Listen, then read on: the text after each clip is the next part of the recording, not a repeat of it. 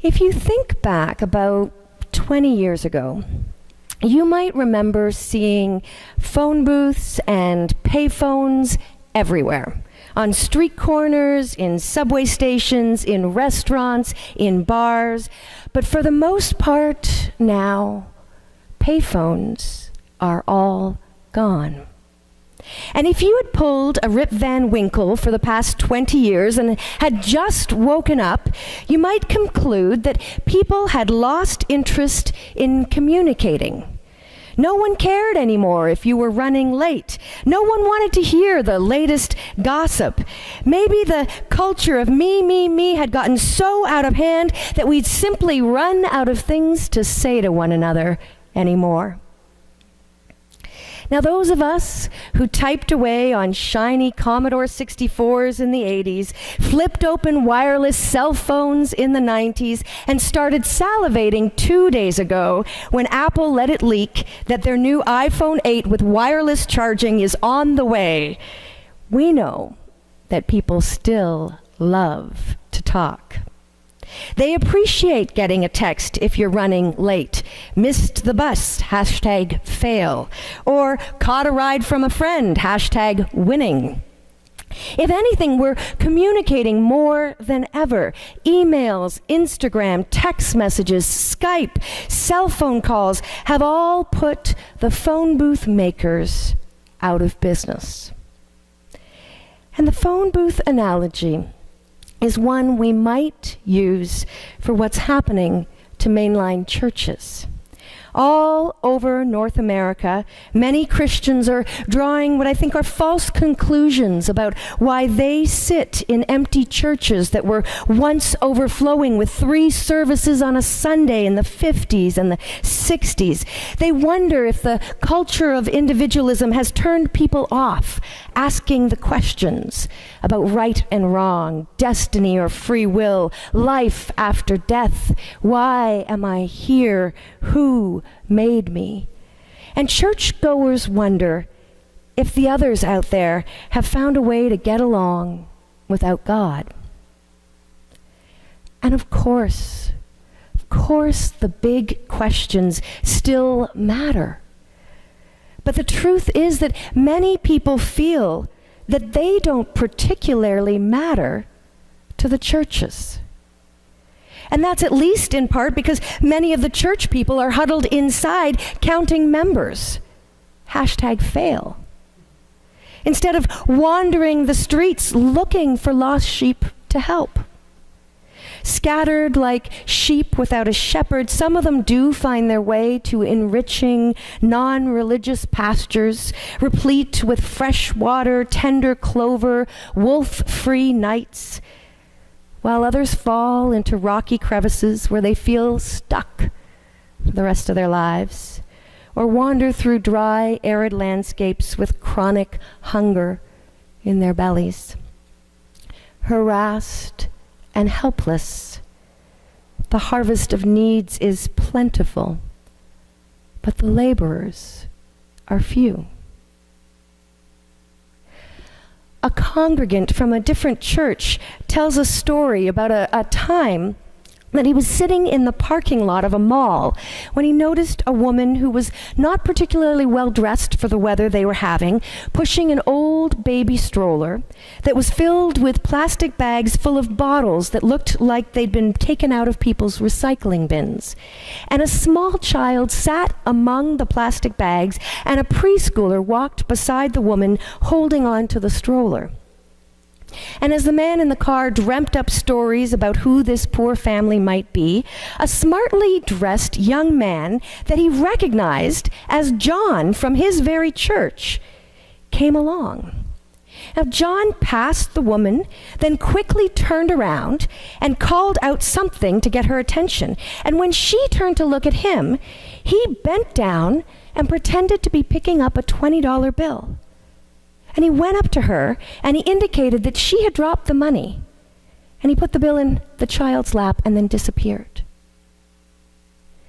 And less than a month later, this congregant saw John standing in line at the No Frills. And the man ahead of John seemed to be having a hard time making ends meet. And he was counting the change in his hand, hoping to have enough to cover what was on the conveyor belt. And once again, John bent down and came up holding a $20 bill, and he said that the man had dropped it, and the man said it wasn't his, but John insisted. And the congregant who watched all of this go down suddenly felt like there were still laborers in the fields looking after the harassed and helpless. The kicker of the story was that up until then, he'd never really liked John, who came across as pretty arrogant in church meetings and more like a lost sheep himself than a shepherd. I think most of us choke a little bit on the name Judas as we read about the 12 disciples that Jesus sends out into the world. It's hard to square the idea that the one who will ultimately betray Jesus spent many years helping and healing.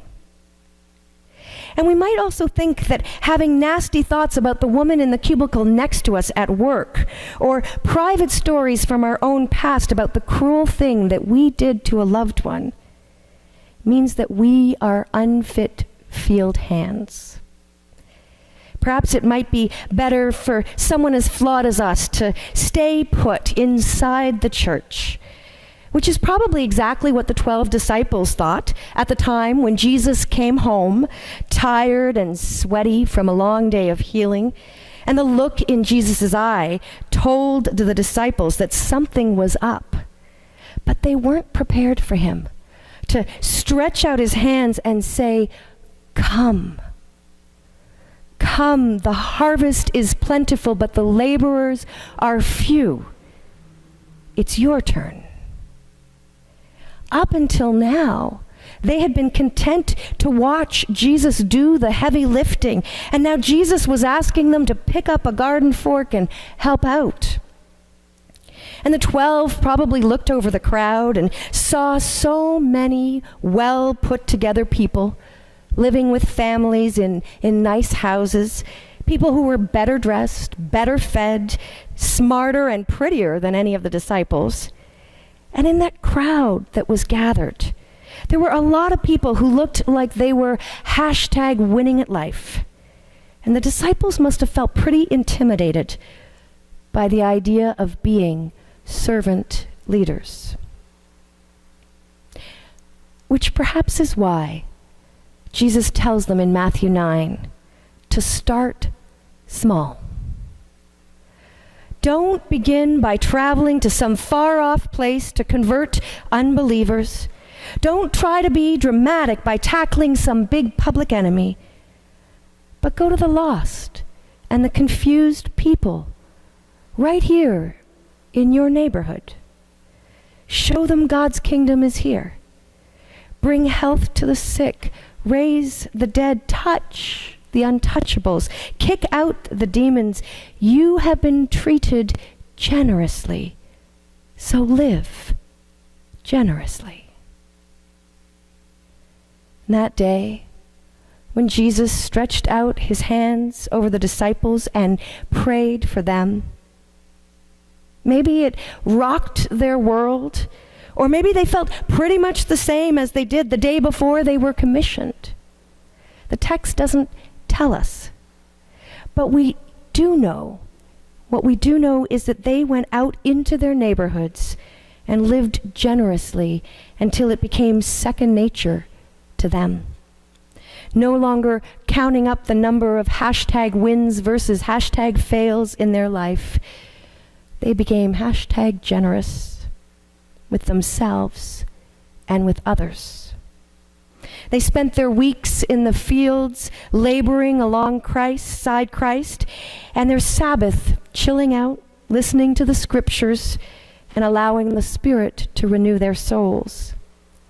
And it seemed to them that the harvest was always plentiful, so they were always on the lookout for a few more laborers.